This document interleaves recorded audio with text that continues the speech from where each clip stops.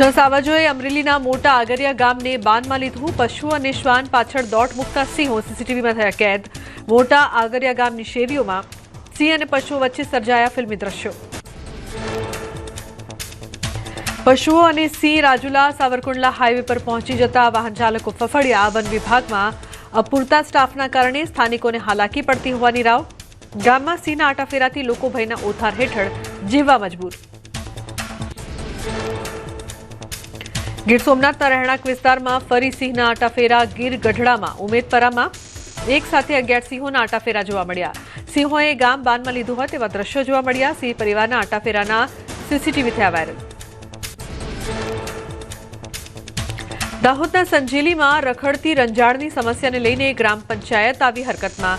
પશુ માલિકોને 7 દિવસનું આપી પશુઓને બાંધી દેવા અપાઈ સૂચના. 7 દિવસ બાદ પશુઓ રખડતા દેખાશે તો પાંજરાપોળ મોકલવાનો નિર્ણય.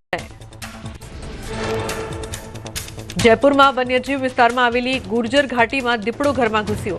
ઘટના બાદ વિસ્તારમાં હડકંપ મચ્યો. લોકોએ દીપડા પર લાકડીથી હુમલો કર્યાનો વિડીયો સોશિયલ મીડિયામાં વાયરલ. ન્યૂઝ 18 વાયરલ વિડીયોની નથી કરતું પુષ્ટિ.